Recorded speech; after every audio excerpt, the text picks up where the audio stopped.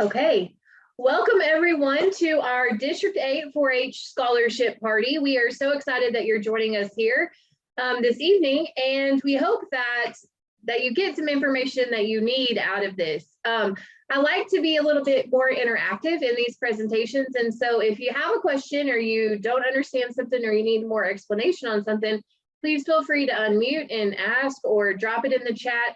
The chat is a little harder for me to see once I start sharing my screen. So if you just want to unmute yourself and just ask that question, that would be great. And as we go through tonight, again, let me know if you need more information about anything that we talk about. Okay. So with that, let's dive on in. Let me share my screen.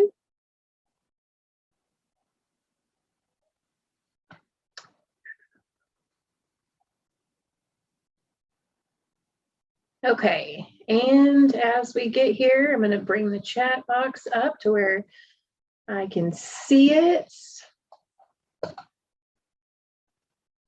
And I'm going to do one more thing, and then I am going to get started.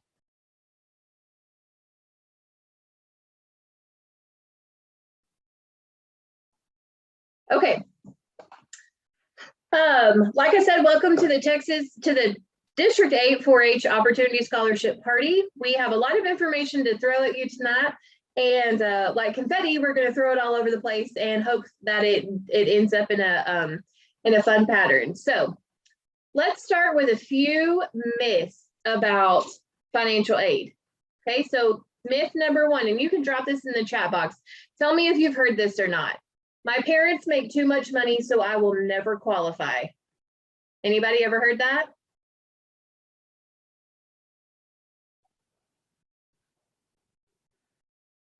Okay, let's try this one.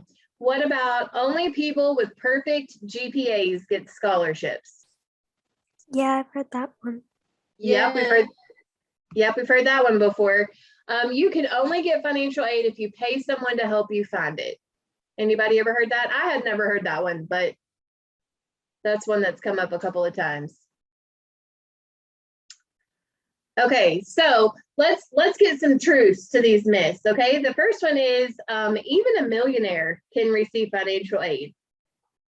Just because your parents make a lot of money doesn't mean that you won't qualify for financial aid or for scholarships. Scholarships are not always awarded to based solely on GPA. The Texas 4-H scholarship, for example, is 60% your 4-H involvement in your 4-H projects, and your GPA factors in there down the road. And then finally, you don't need to pay anyone for help. You can build a positive relationship with your university's financial aid office. You can talk to your school counselors, your county extension agents, or myself. We're all here to help you be successful in your future endeavors. Okay, let's see if we can get to the next slide.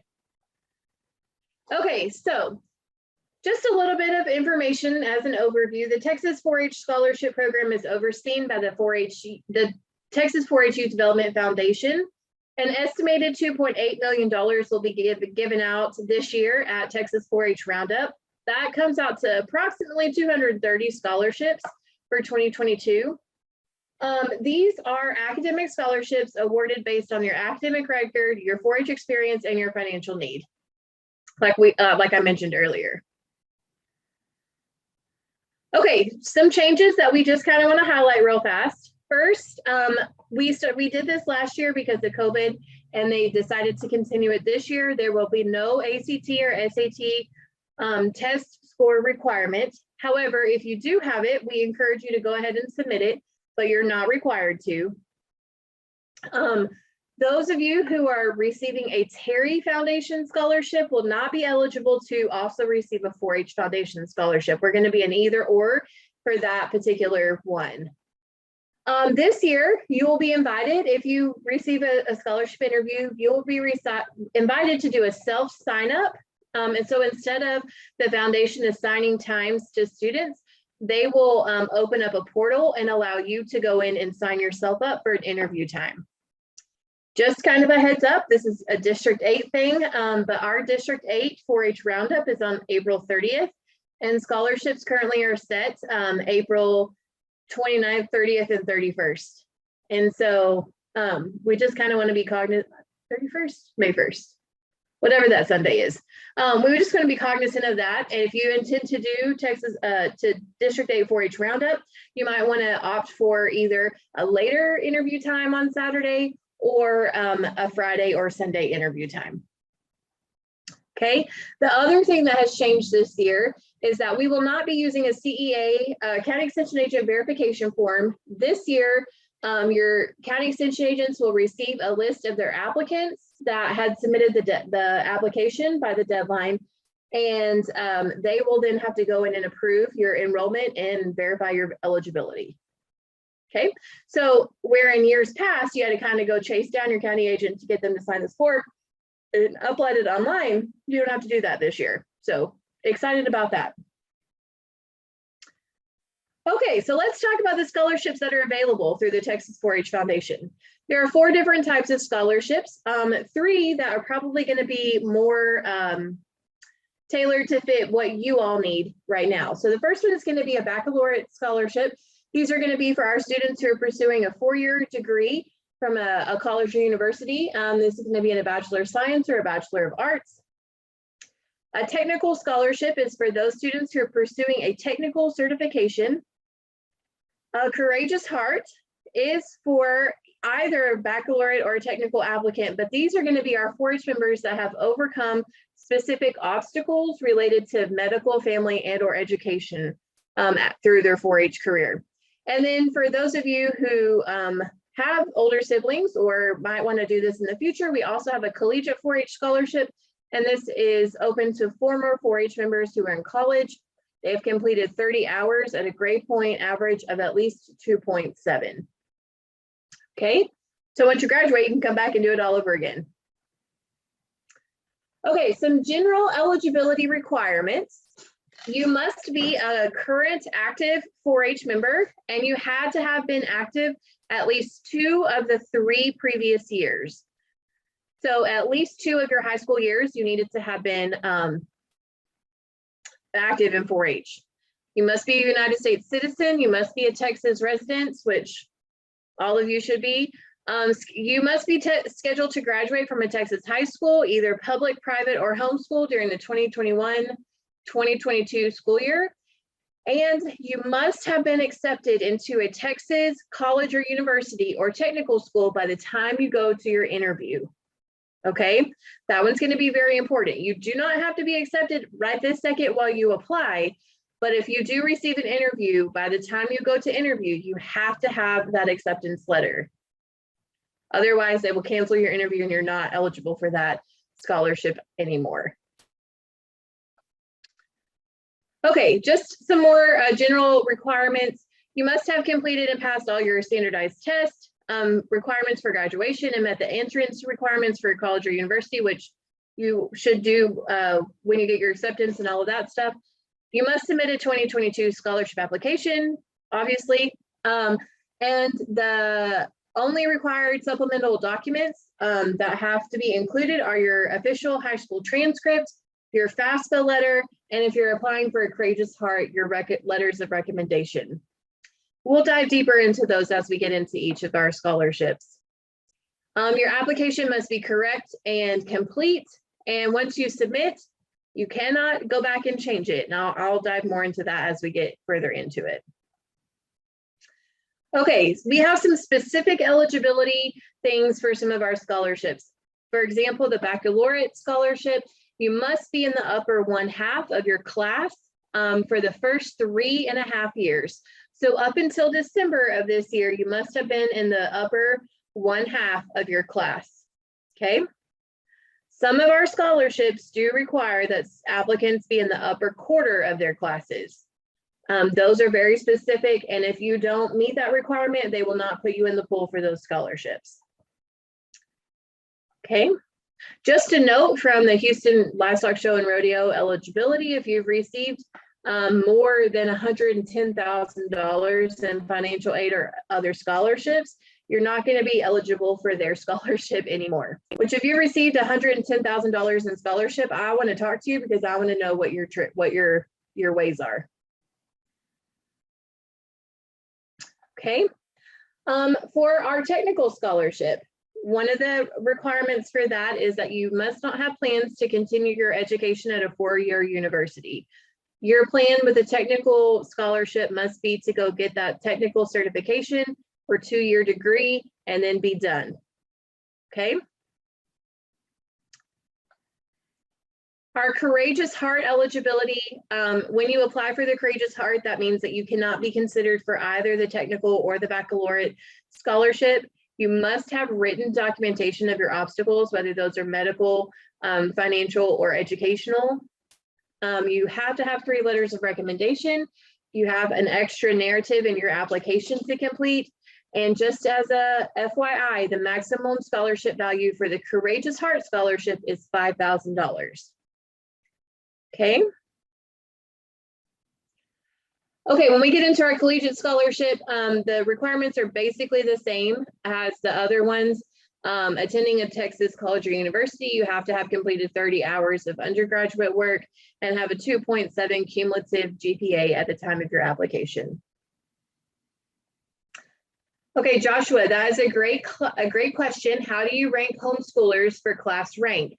Well, how many siblings are your same age that are in your same grade?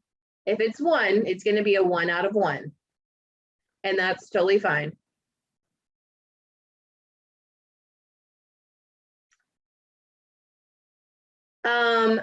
These scholarships, the question is, can you apply to scholarships if you're not in high school? You can apply if you're a collegiate student, then you can apply for the collegiate scholarship. Otherwise, no, you will not be eligible to apply for these scholarships.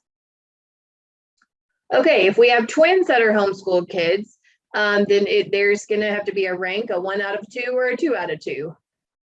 Ideally, that situation is a little tricky. So let's talk about that one later after we get done with this, and I'll walk you through that a little bit. Okay. Okay, just a couple of other reminders. All applications must be submitted through the Texas 4-H Foundation Scholarship Portal. I'll show you that at the end of the presentation. The website is there. When you get on there, you'll select the type of scholarship that you're applying for, and then you will hit apply once you have that selected. Okay, so this application is done online. You can download the list of questions and complete your answers in Word. You should also be able to upload a PDF of all of these, and I have formats and examples for you to look at. They also have examples if you want to type into the boxes. That's not my suggestion, but if that's what you prefer to do, then absolutely go ahead and do that. I would, however, suggest that you still write out your answers in Word so that you have a record of what you put in there, and that if you need to, so that you can edit those continuously ahead of time before you hit submit. Okay, some things that are helpful to go ahead and have with you before you start your application: your 4-H record books. Those are very helpful to have so that you know what you've been up to, what you've done through your 4-H career. The scholarship guidelines, your official high school transcript with either the seal or the official signature of the counselor or principal, and your student aid report from the FAFSA. Okay. So that's our checklist of things that we need to get done before we sit down to start our application. Okay, so once we get ready to start the application, what does the process look like? Well, this is kind of just a flow chart of what happens when. Okay, so once we apply, you can see right here where it says application, verification, and certification. That's after we have submitted our application. Everybody that has to verify it has verified it. Then they go through the judging process. Once those are judged, then we will give an interview notification. You'll get a notification either way if you've got an interview or if you didn't receive an interview. If you did receive an interview, then you will move on to the interview process. Then they will select the scholars and notify them of what scholarship they are receiving. Then you will attend the scholarship banquet and presentations at Texas 4-H Roundup in June. And then we'll do the donor verification of financial support. You'll submit your contracts, thank you notes, etc. All of that will be lined out for you in the foundation portal. And then they will send your scholarship payment to your college or university. Okay, so this seems to be a big question with everybody. They want to know, everybody typically wants to know how these things are scored. Okay, so this breaks it down for you pretty plainly. For our baccalaureate scholarship, you have a 100-point scale for all of the types of scholarships. For the baccalaureate, 65 points out of that 100 points is going to be on your 4-H experiences and your narratives that you write under each section. Okay, 10 points of it will go to your grade point average. 15 points will go to your financial need, and 10 points will go to your interview. Okay, so before you ever get to your interview, you have a maximum of 90 points for our baccalaureate degree or baccalaureate scholarships. Once we get done with our interview, they'll give you a score out of a possible 10 points. They'll add it into your overall score, and then you will be ranked from there. Okay, technical breaks down with 70 points for 4-H experiences and narratives, 5 points for our grade point average, 15 for financial need, and 10 for our interview. Courageous Heart breaks down a little differently. It's 35 points for 4-H experience and narratives, 15 again for financial aid. There are no points given for a grade point average, 25 points for your Courageous Heart narrative, 15 points for your Courageous Heart letters of recommendation, and then again, 10 points for your interview. Okay, so let's dive into what the scholarship portal looks like. Okay, so when we get in there, the first thing we're going to do is we're going to use an email address that is not tied to a school account and one that is not our parents. Okay, we want to use an email that we check often and one that we will have access to after graduation. Again, this should not be your parents' email for the fact that you are about to become an adult and this is your scholarship and your business to handle. Okay, and so we want to make sure that you are the one that is receiving the contact and that you're the one that's taking responsibility for all of the things. We also want to make sure that once you graduate, you will still have access to all of the correspondence that the foundation sends out. And so that's why we ask that you not use a school email. So if you have a Gmail or a Hotmail or iCloud account or whatever, go ahead and use that one. If you don't have one of those, I would suggest you go ahead and set one up today so that you have that to put into your scholarship application. Okay, so scholarships they opened on November 1st. The deadline to apply is February 15th. We're going to go ahead and mark that date down, February 15th, 2022 at 11:59 p.m. Promptly at 12 o'clock, the system shuts off and you will not be able to apply anymore. Okay. However, my suggestion is to go ahead and get that application submitted prior to February 15th, because what happens is a lot of people wait until that very last day, that very last minute to submit them. And then what we see is that the system crashes because it can't handle that many people all at once. Also, you never know if you're going to have internet issues or things like that. And so, you know, waiting until February 15th to submit is probably not an ideal thing to do. So what we want to do is submit earlier than that. Okay, and when you go to the types of scholarships, the scholarship page on the 4-H Foundation, you'll see this, these two buttons right here, and you're going to click on scholarship portal, and it will take you to this page. The first time that you're here, you're going to create your new account, again, with the email address that is not your school address or your parents' address. And you're going to go through those steps and to create your account to log in. Once you are there, you're going to choose the scholarship in which you are applying and click apply, and then it will open up the application for you. In the event that you don't have a scanner, that you need to upload some stuff and you don't have a scanner, you can always use this tool. It's one that's there for you. I don't usually recommend this because most county offices have a scanner. And so if you need one, I would check with your county extension office. They can usually scan stuff in for you. Or two, you can, if you have an iPhone, you can scan stuff in using your Notes app. And I think there's a similar app on the Android phones as well. Okay, so everybody with me so far? We're going to dive into each section.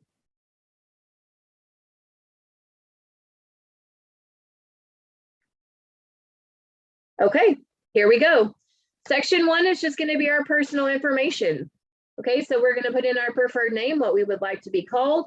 This one is a biggie, and this is the one that a lot of people forget to put in there, but you need to put in the phonetic spelling of your name. Okay, I know it sounds ridiculous, but if you have a name that is a little difficult to pronounce, or even one that maybe isn't difficult to pronounce, but could be pronounced incorrectly, go ahead and put that in there, okay? And spell it out. So like my name is Megan, I would put M-E-G, Meg, -A-N, and my last name is Parr, so I would put in a P -A-R-E. So Megan Parr. Okay, Maya, I'll give you the whole length at the end and I'll show you exactly where everything is. Awesome. Okay, I'm sorry, go ahead. Awesome, thank you. Yes, ma'am. It's on the Texas 4-H Foundation website, but I'll show you exactly where to find everything at the end of this. Okay, so once we do that, we're going to put in our date of birth. We're going to answer the questions: are you a citizen? Are you a Texas resident? And then the last one, are you applying for an FFA scholarship? They simply want to know if you're applying for an FFA scholarship for the fact that if you receive a Houston scholarship through the FFA Foundation, you cannot also receive a Houston scholarship through the 4-H Foundation. So they just want to make sure we're not double dipping there. You can, however, receive a Houston from the FFA and a San Antonio from the 4-H. And so we, that actually is copacetic and all good, but we just want to make sure that we're not giving the same kid, one kid, 2 different Houston rodeo scholarships. Okay, so when you get on there, this is what the personal information section looks like. It's real easy to fill out. The one thing that I will note here is that each application is going to have a unique identifier, and it's going to be your your first initial and your last initial with the last 4 digits of your social security number. Okay, so the example they give is Mary Short with a social security number of 1443 would enter MS 1443. So we're going to put that in there so that when they go to print it out, it prints that out instead of your name. So we're non-biased in our judging. Okay. Section 1B is going to be our demographics. This is going to be where we enter our gender, our race, and our residential information. Pretty standard questions. You just check the boxes there. Okay, 1C is going to be our district and county information. This is where you're going to put in which extension district you are in. For the majority of you on this call, you're going to put in District 8. Okay, we are in District 8. I hope you all know what county you were a part of and what primary 4-H club you're a part of, because you're going to need to put those in as well. Then you're going to need to enter how many years you have been enrolled in as a 4-H member. If you're not 100% sure, get with your county agent. They can look that up for you and give you that information. Speaking of your county agent, their information is going to go here in this section with their name, their phone number, and their email. You don't have to give their cell phone number. You can give the office number and their correct email address. This is what that page looks like. It just is very simple just to fill in all the information there. Okay, also, this information is also on the first page of your record book, so you just copy it over. Okay, section 2 is going to be our college or university information. This is where we get to list up to 2 schools in which you have applied and or been accepted to. Okay, here we're going to list the major, department, and career that you plan on pursuing.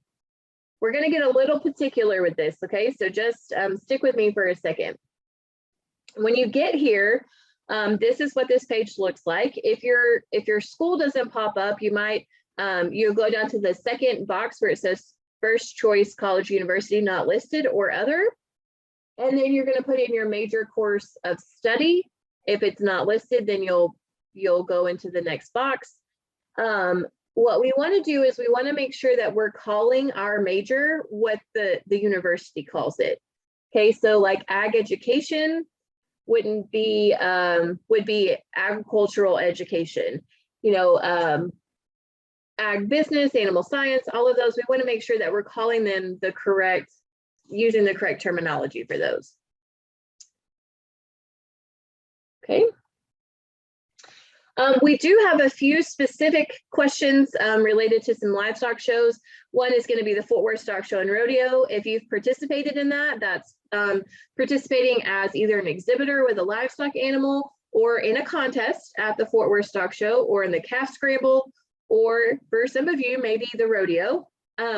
If you participated in any of that, you would check yes. If you haven't, then you would check no. If you are planning to volunteer or you have volunteered as a San Antonio school tour guide, you can put that on there as well. Okay, are we ready to move to section 4? Any questions so far? All of this is the basic information. It gets a little deeper once we move into the bigger sections. Okay, section 4 is going to be our individual scholastic record. This is going to be where we put in our expected date of graduation and where we will upload our official high school transcript. What I would suggest to you right now is to go ahead and go speak to your school counselor and go ahead and order an official transcript to be completed at the end of the semester. What is going to happen is that a lot of scholarship applications are due on February 15th. And so a lot of your classmates are going to also be asking for some transcripts. Okay. And those counselors, they get bogged down with those. And so you want to make sure that we're not waiting until the last minute to receive that transcript. So I would go ahead and put the request in sooner rather than later, with the intent that they go ahead and put your semester grades on there. Okay, so this is what that page looks like on the site. What is going to happen after that is that then you will provide your counselor or your school administrator's email address. And what they're going to do is they're going to get an email from the Texas 4-H Foundation to just go in and verify that the information that you have submitted is true and correct. Okay, this is what the email looks like. You have an example, you have some opportunity there to tailor it if you need to a little bit, but this is going to be a pretty standard email. Questions that your school administrator will be asked is just some things related to the school. They're going to want to know your quartile ranking, your GPA, have you passed all the standardized tests, what their name is, what their title is, etc. And then they're going to need to certify it and submit it. Yes, Anita, that's a yes.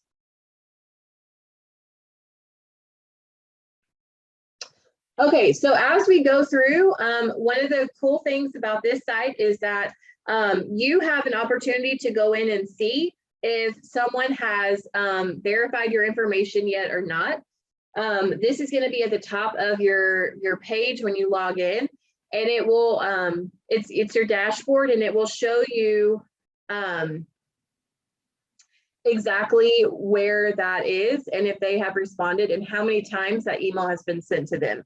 You only have to send the email once. If they don't respond in, I think it's like 7 days, then an email will automatically be drafted to that administrator again. Okay, Tracy, that question is actually going to be that's a great question. That screen that I showed you of what the administrator sees, this one is going to be the same no matter if you're a public school student or a homeschool student. So if you are the administrator for the homeschool, you would just go in and answer these questions. So you have an opportunity to answer the funding classification of the high school. You can put homeschool in there and then go ahead and answer the rest of the questions.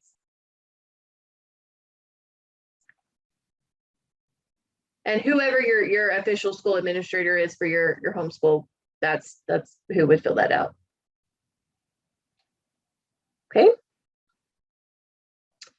I like to be able to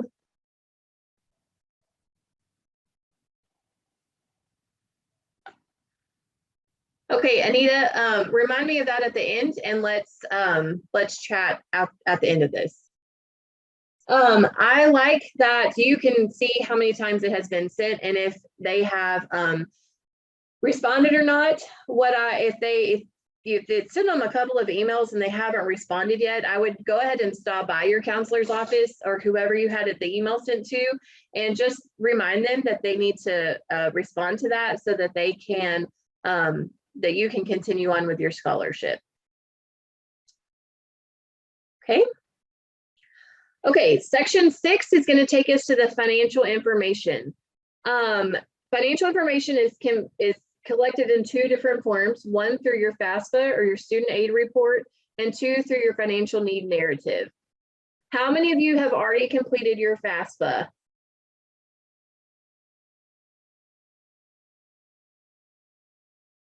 Okay, I see one hand. Okay, awesome. A couple of you. Fantastic. Okay, so those of you who have not, I would just go ahead and get it right now. It takes 3 to 4 weeks to process. I think that most people are getting that student aid report back a little sooner, so it's not quite 3 to 4 weeks, but it will take a little bit of time to process. You're going to use your not the current year that we're in, but the previous year's tax information. What I understand is that when you went in to do it, you just put in your information and it automatically pulls your tax information from this last tax filing, and it should be able to go in there and give you an EFC and your student aid report from that. I do want to tell you that this has to be completed no later than December 31st. So about 29 days from now. If you haven't done it, you need to get it on it ASAP. I would also tell you that you have to have the official student aid report to upload into this section. I am understanding that student aid report is coming into an email. So I think the email that you get, if it says official student aid report on it, is what you're going to save as a PDF and upload. Okay. They used to mail you a hard copy of your letter, but I don't believe that they are doing that anymore. The hard copy of the letter that they mailed you looks like that, but I believe that you just get an official email with your EFC. So anything that you get that says official student aid report, that's what we're going to upload to that site. Okay, so let's talk about the financial narrative. Okay. So in the financial narrative, we have some character limits that we're going to need to follow.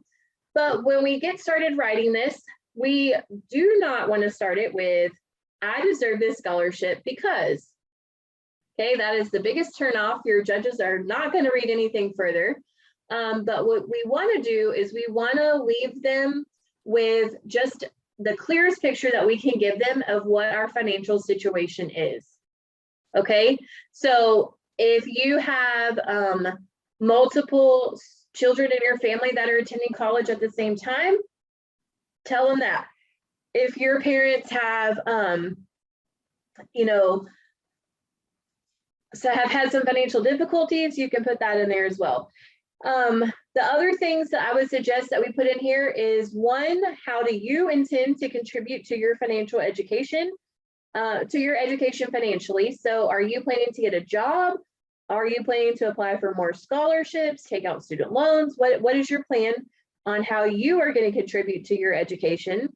The second one is that we want to know exactly how much it's going to cost you to attend the college or university that you intend to go to. If you need that information, that website is there. It's collegefortexans.com, and you can put in the school that you would like to attend, and it will give you kind of a breakdown of the cost there. Okay, this is where we're going to be a little bit vulnerable, but we're going to be very honest in what our financial situation looks like.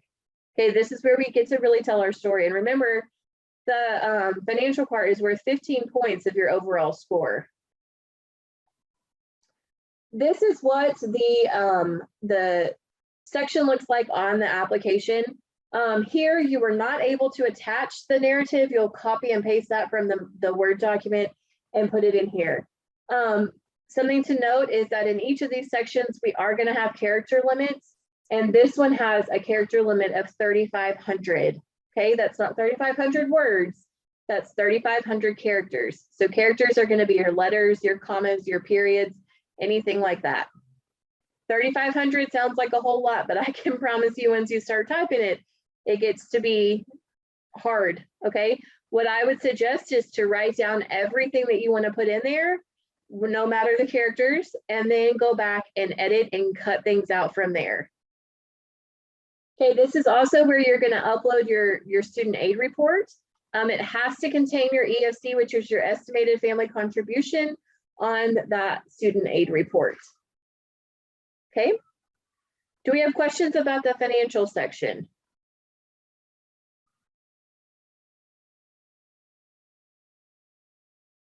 Okay, let's move on to section 6.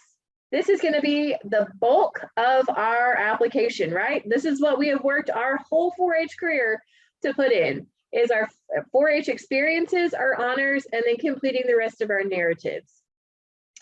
So, information that we need for this: record books, your award applications, anything else that's going to help remind you of what all you've done through your 4-H career.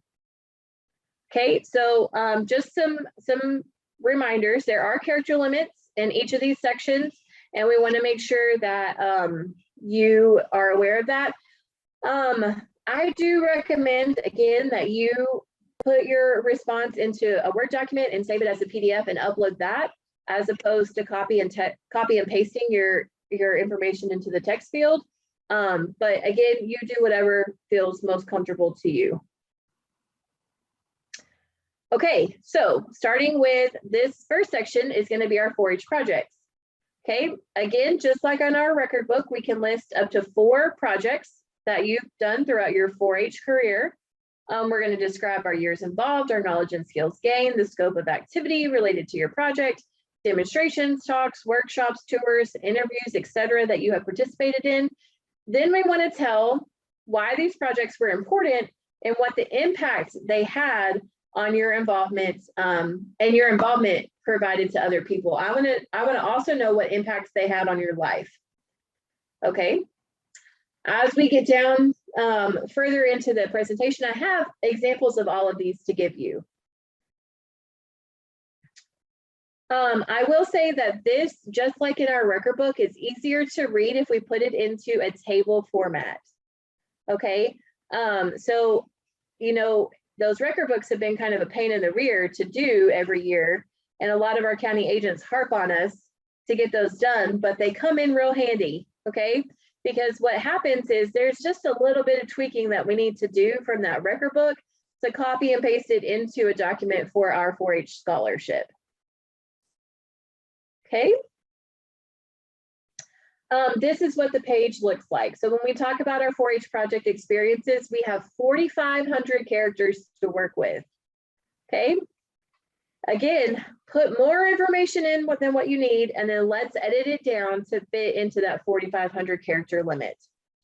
If you choose to do it into the PDF, it has to be 1 page only. Okay, so you got to fit 4 projects on 1 page. And you have to use an 8-point font. It's the smallest one that you can use. They prefer that you use a little larger, but you do what you need to do to fit it all on 1 page. Okay.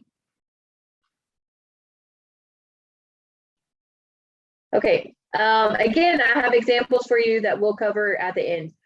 Leadership experiences. We have here we're going to list up to 20 major 4-H leadership roles that you have participated in. These are going to include our volunteer, promotion, and elected or appointed leadership. Again, we're going to list our roles and responsibilities, the number of years that we did this, the levels of involvement, and our duties and accomplishments. I'm going to add one little section to that, and we're going to also put in the impact of what these roles had on our life. I want to know what they taught you. For example, I would imagine that a lot of you have been a club officer. Let's say club president, for example. Okay. Every club president does the same duties. They all have the same job. But what I want to know is how being the club president helps shape you as a leader. I want to know what makes that role that more important for me to know about for you than it does for someone else. Does that make sense? I want to know what you learned out of that. What kind of leadership skills did you learn? What was there something that was impactful that you experienced through serving in that particular role? I want to know those things. Okay. What we want to also do is we want to put more emphasis on the quality of these experiences that we're listing and not so much the quantity. What I mean with that is that while you have the opportunity to list up to 20 major leadership roles, if you don't have 20 quality, deep, impactful leadership roles, you don't have to list 20. Okay, I would rather you dive a little deeper into the ones that you have as opposed to just trying to make stuff up to fill a page. Okay. This again is what it looks like. You have 4,000 characters here in this particular section. And again, you have the opportunity to upload a PDF. I would suggest you do that and upload it with the tables that we're going to see in just a minute. Okay, this next section is citizenship, community service experience, and your honors. Okay, so citizenship and community service, these are going to be the projects that we have served our community with. We have the opportunity to list up to 15 major projects. Again, we're going to list our roles and responsibilities, the years, levels of involvement, duties, and accomplishments. Again, I would like for you to expand on that and provide a little bit of insight onto how these particular projects impacted either you as a person and as a leader, or how they impacted your community. For example, I would want to know if you served as a mentor in a day in the ring and worked with a young person to show a livestock animal during a day in the ring. I would want to know what the impact was to you. I would want to know what you learned through that experience and how that was going to help you in the future. Okay. Again, we're going to put the emphasis of quality over quantity. So if we don't have 15 experiences to put in there, that's okay. List the ones that are really super awesome, the ones that have had the most impact on your life. Okay, then we get to the honors section. Honors, you get to list up to 4 major 4-H honors. These could be any of the awards that you have won, your Gold Star, your Letterman, any of those. They could be awards that you've won at the local club level, the county, district, state, region, or national or international.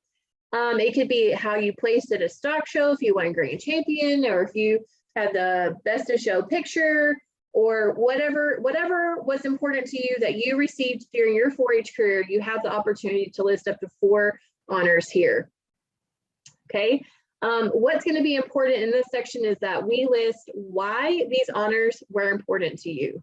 Okay, how did they contribute to and provide significance towards your personal development?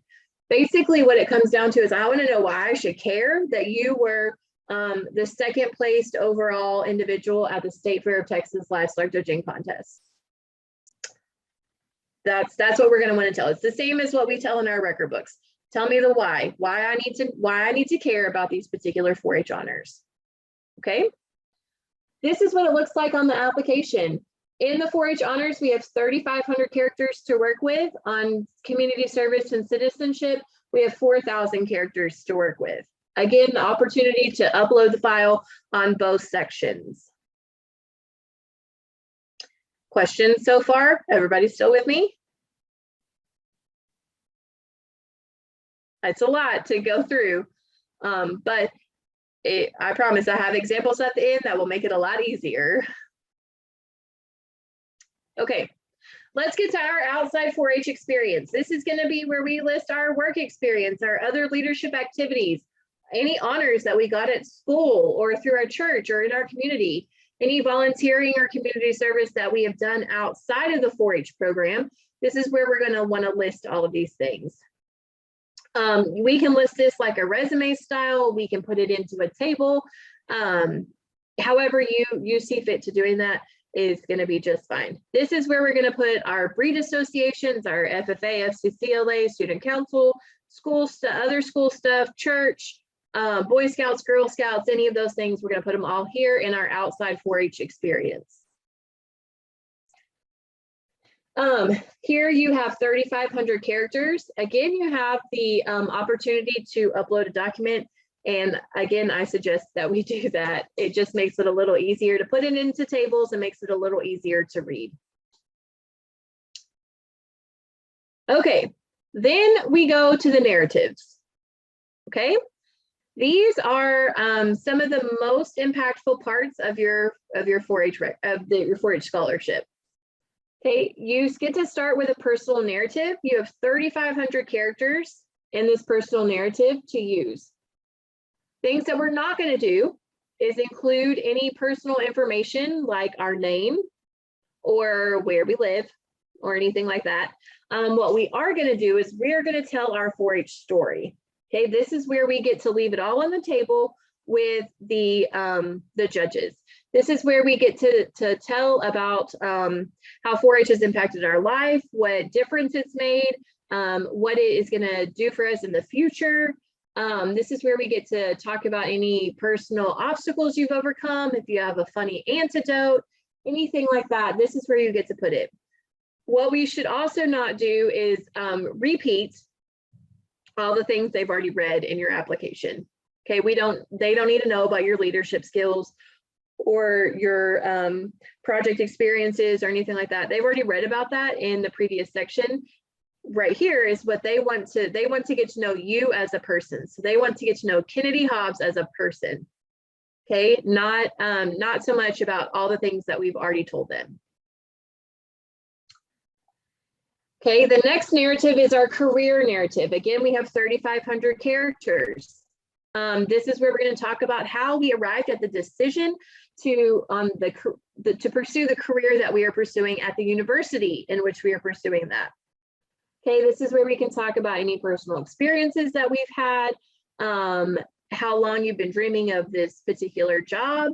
You know, if it's been your lifelong dream to become a veterinarian, put that in there. Talk about who influenced you in this. If your whole family has been Aggies, you put that in there. Anything like that. You can also include any kind of things that you put in that college and career exploration section of your 4-H record book. Job investigations of job or career opportunities, things like that, courses that you've taken that have helped shape your interest, anything like that can go into this particular narrative. Okay, so that's going to wrap up section 7. The last part is just the acknowledgement of integrity, participation, and certification. When you check the box at the bottom of the application, it is your statement of saying that everything that you put into this application is correct and true and that you didn't lie on any of it. Okay, this is what the thing looks like. Okay, so let's talk about the Courageous Heart application for just a second. Here in the Courageous Heart application, you're going to have to provide 3 letters of recommendation. You're going to have to provide your references who wrote those letters and their contact information. And then you're also going to have to write a narrative that has 3,500 characters in it that describes what obstacle you overcame. Okay, this is what the website looks like for your references. You'll upload their letter of recommendation here with all of their information. And you'll do that for all 3 references. That's just the one extra piece for the Courageous Heart applicants. Okay, the last thing on your application is the county agent review. Again, your county agent is just going to get an email that says that they have to verify that you're a 4-H member and how long you've been a 4-H member and all of that. But outside of that, one of the great things about our county agents is that they're always here to help you be successful. Okay, and so if you have an agent that you trust and that you want to read your scholarship, then I would send it to them and let them review it. And then if you have questions, let them help you with that foundation portal. If not, call me. I am always happy to help any student through this process. It is a daunting one, but we can make it happen however we need to. Okay, so just a few important dates and deadlines. I'm not going to read those to you. You can see that those are all there. We've kind of gone over those a little bit. The interviews, like I said, 1st of May, not April 31st. April 30th is the last day in April. All applications are due by February 15th. You'll be notified of your award tentatively about mid-May, and then the scholarship banquets will happen during the week of 4-H Roundup, which is June 7th through the 9th in College Station. Okay, so some tips to help you prepare for this. Start early, making sure that you've done your FAFSA information. Start early and edit often.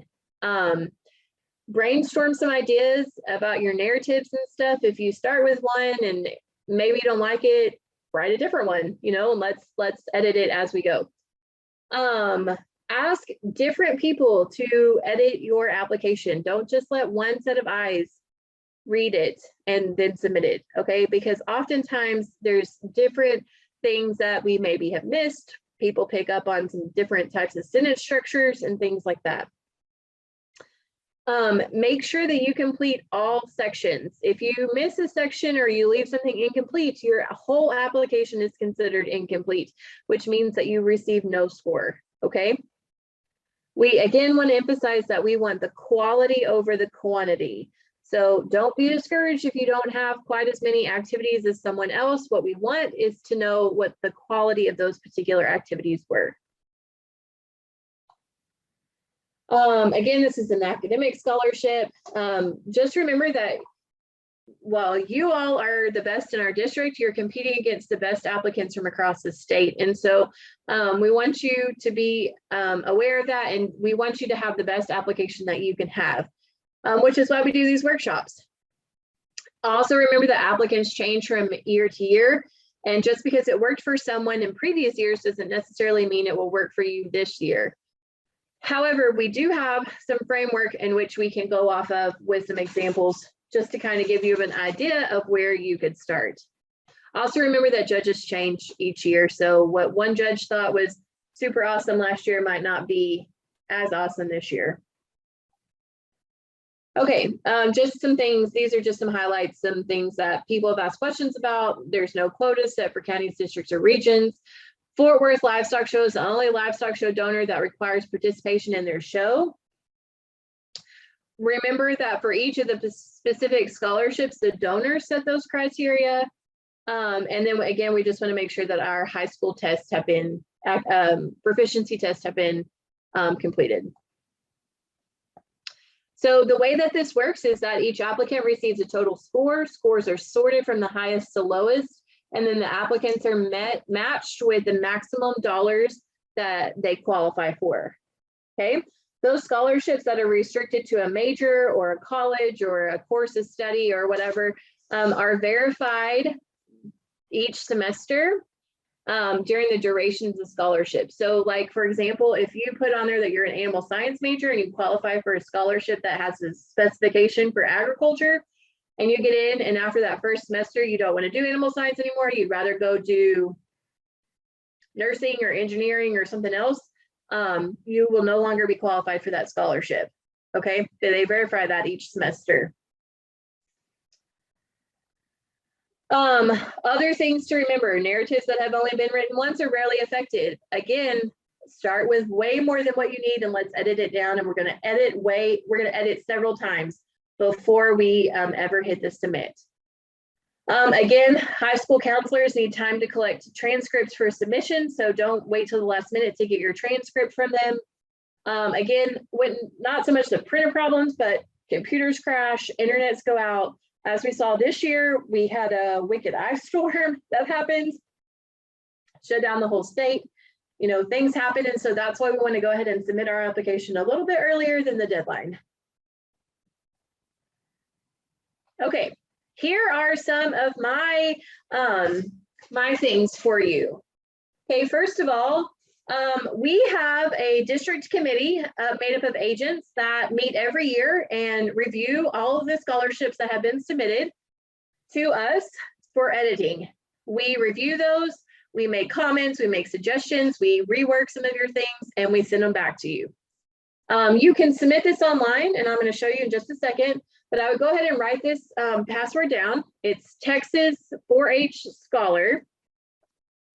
You can submit your application there. I do ask that all applications be in a Word document. Please do not make me a collaborator on your foundation portal, because I can't go in there. I don't like to go in there and see it. It's easier for me to do it this way. That way, for my committee, I can just put your Word document into a Google Drive, and everybody then has access to it to make all of their comments. Okay. January 14th is going to be my deadline to get those applications for us to review and edit, so that we can do all of that and get them back to you in plenty of time for you to make your final corrections and then to upload before the deadline. Okay, this QR code will take you to the website, but I will also take you to the website.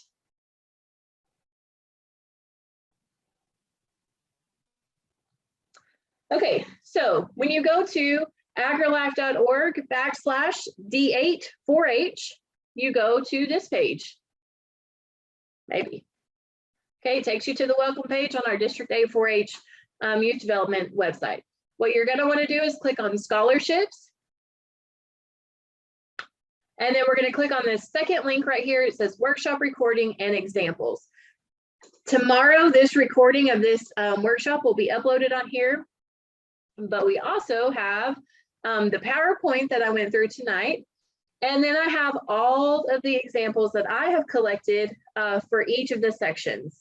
So, for example, project experiences, we can click on that one.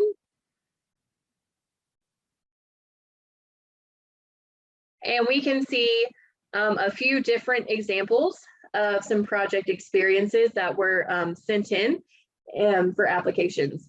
I tried to take these examples from applications that have either been from a technical application or they were from a $20,000 Houston Livestock Show scholarship recipient. Okay, so these are the ones that I know are well written and well tested. So this is just one example of a project. There's lots of different examples on here that kind of show you some different things. I like this one. It gets into some deep things there and gives a lot of information. Again, it's all one page. This one is just a little bit different. And it gives us some different information. And then we have a final one. This one does not meet the requirements. It is too long. It is 2 pages instead of 1. So if you choose to use this type of format, we've got to be a little more concise in our wording so we can get it down to that 1-page limit. Okay. Again, all of these are on there. That site is password protected, but if you put in that password TX, the number 4, the letter H, Scholar, it will get you right into all of these. Leadership experiences are on here as well. This one it looks just like it did in our record book. It doesn't give me the extra information about what these roles, the impact that these roles had on the student's life, but it does give an overall view of what they did through these different things.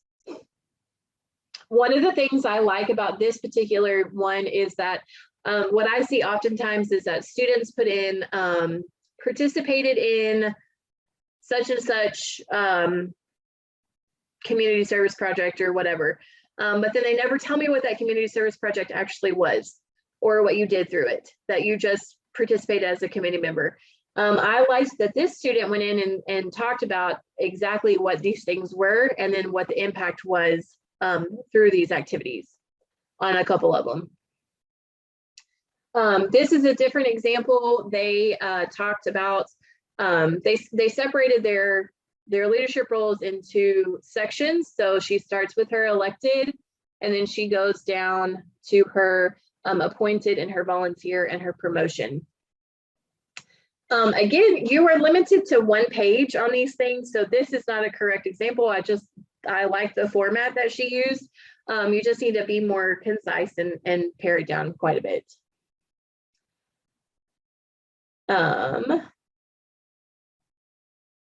This one, again, looks just like it did in a record book. And then,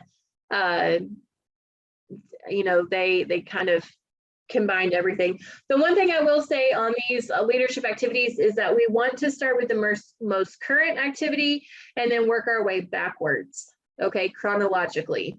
So we'll start with 2021, 2022 activities and then go backwards from there.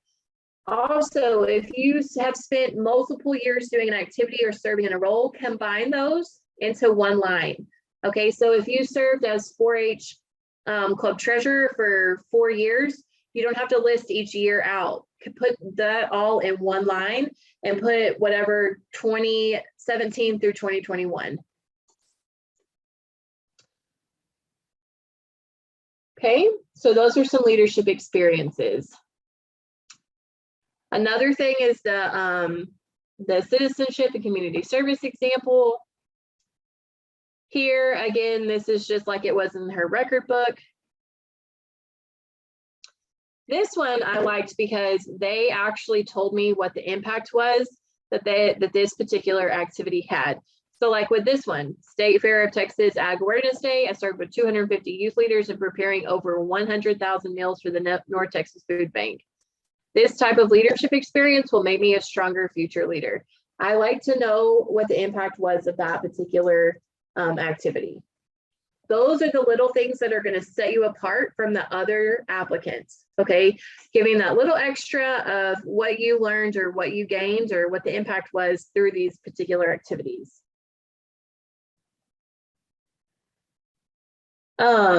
This one is the same. It's just some more, some different types of service projects. And then this one, again, gave some more significance to what these activities were. She also then listed out what her role was in these and then what she learned through each of these projects.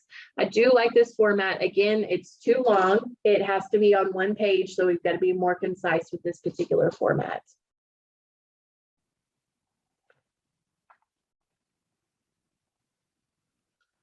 This one is just like it was in their record book. Doesn't give me a lot of extra things, but it gives a pretty good picture of what was there. Okay, awards and honors. When we look at those, here we can see what these honors were, and then they tell me the why here. So this one was the Grand Champion Market Goat, has been a goal of mine since I began showing goats in 3rd grade. This is a representation of the years of dedication that have allowed me to gain enough knowledge about raising market goats to be successful in the show ring. Another honor that they had was the senior record book, 3rd at state, 4th at state, and 5th at state. So they had some success there. They had 1 Gold Star Award, and then the rest were things that they have won through their 4-H career. This one had the I Dare You Award, Gold Star, Champion Senior Heifer Showman, and then Champion Salesmanship Team. So it doesn't all have to be awards. It can be other things that you've done through your 4-H career. This one lists some different types of things there. And then she also told me what she learned through those particular activities. You can also see that she bolded some words in this to kind of make them stand out a little bit more. I have kind of mixed feelings about bolding words. I think that done properly, it can be very useful.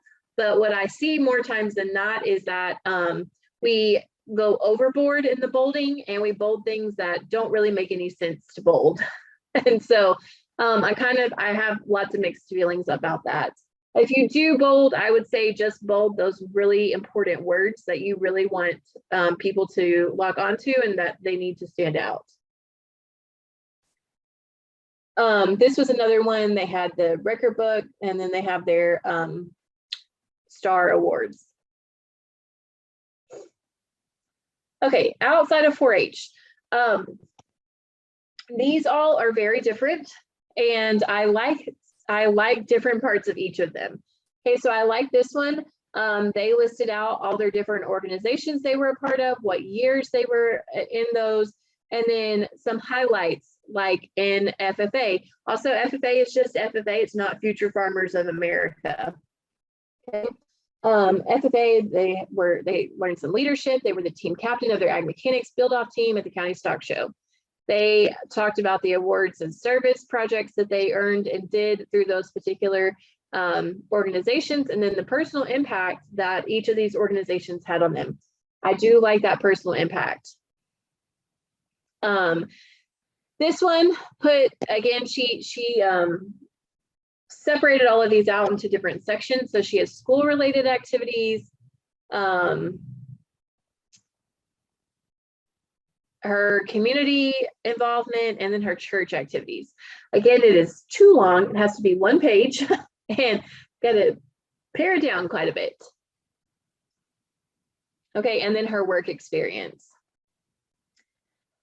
This one I liked a lot because it gave me a clear overview of all of the things that this student has been involved in.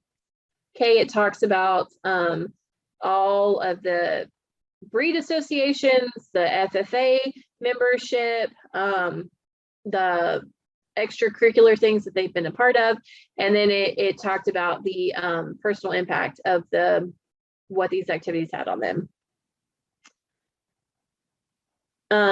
This one again separated them out in school, church, and community service, and then gave me a little bit more information about what each of those were.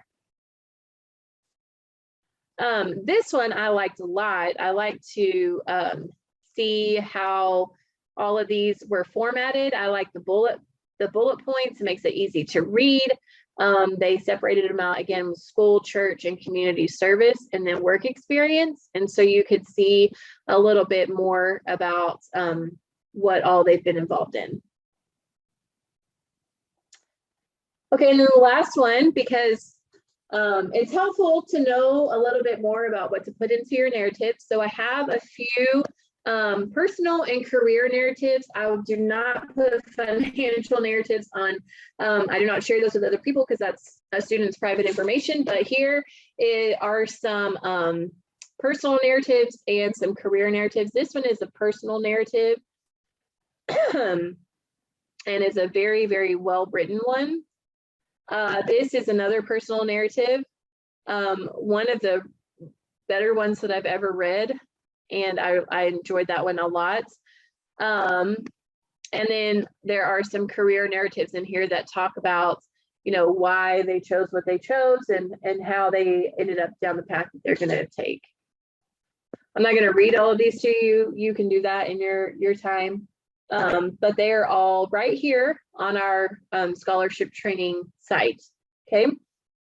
In order for you to submit your application for us to review from our county agent team, you can do that right here. You just put your name in, your email, and then you upload your Word document with all parts of it into that one file and hit submit. And it comes straight to me, and I can print it off or upload it to my Google Drive and have the agents review it from there. Okay. Maya asked about the scholarship website. Okay, so when you go to the texas4hfoundation.org, this is what you see. You come onto this page and you can go to scholarships, and then you can click on types of scholarships. Okay, we're going to scroll all the way down to the bottom of the page, and we're going to click on scholarship portal. And it will take us to this page where we can log in or create a new account. I have an account already created, and I think this is the email, maybe not.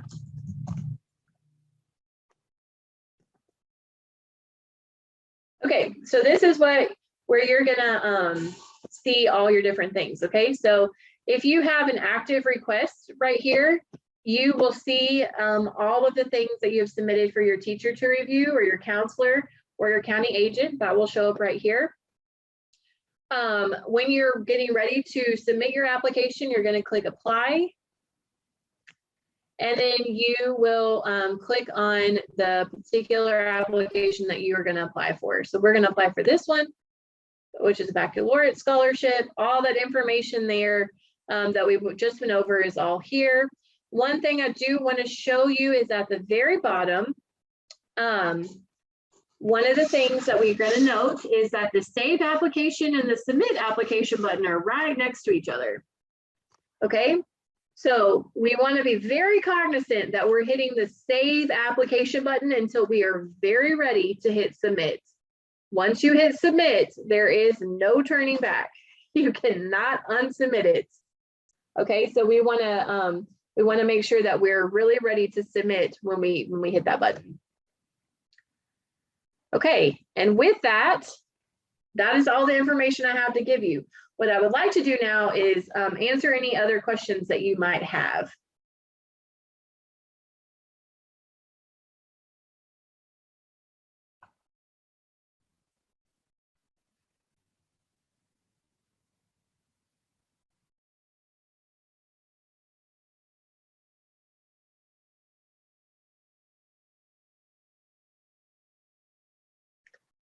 Okay, Joshua, the rank for twins. It is that's a little tricky. I want to say that it's ideal if we put them into separate homeschool things. So like if you have homeschool group A is over here, and you can have a 1 out of 1, and a homeschool group B over here is a 1 out of 1, instead of having a 1 out of 2, if that makes sense.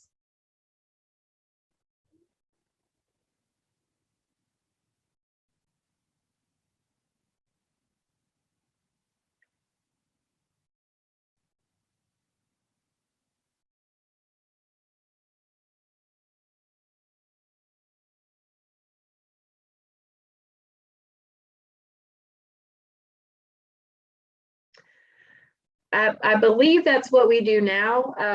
Dr. Lepley hasn't been in charge of this in quite some time. And so if you will, shoot me an email with that request and let me just double check that information for you. But I'm kind of thinking that that's what we do now. So if you will, just shoot me an email and let me double check that for you. Anita, yes, you can include activities up until February. I would say maybe we need to cut those off like February 10th, so that we can make sure we get all of those things, that stuff submitted on time.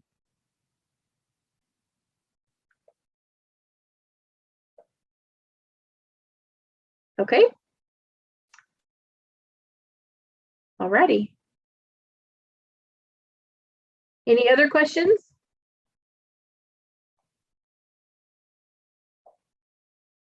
Oh, the link not working. Okay, I need to send me an email with that and let me pass that on to the foundation. That's not something that I can do on my end, but I can pass that on to the foundation and have them look into that for sure.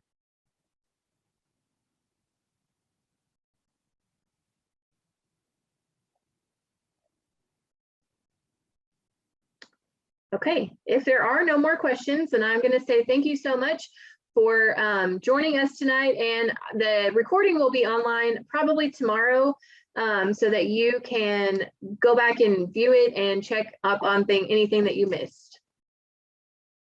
Okay, I hope you all have a great evening.